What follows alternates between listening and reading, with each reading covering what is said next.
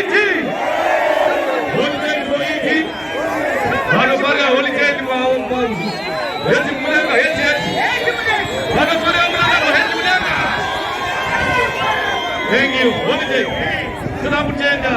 Takanzwa kuchitaura kugona kwamunanga kutaura nyaya yebhota. Tikuchiitosa kuti hainini kai. This is what I'm saying.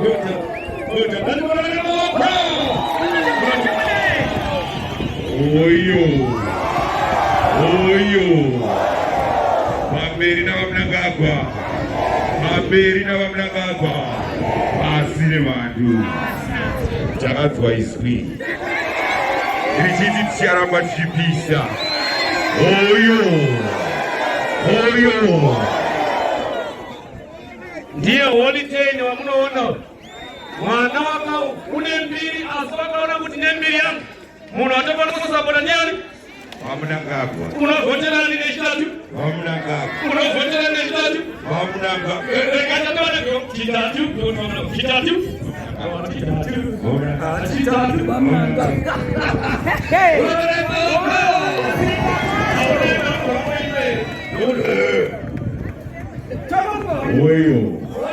Oyo. Tinewo wangu ari mwana panonzi Michael Max. Munenge munaema nheru kugala uko. Tiri kuwapidza pressure.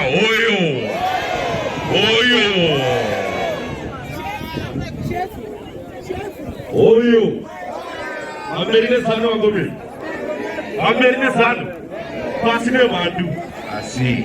Vari kuasyuma kuti isu tiri kutambura kuti ndiri bro wanguka kuti kwaniro unatsokwana pamberi. Oyo. Vaitira kutenda Mwari kana vana navakadai vachiti vamunangagwa vana wakapfeka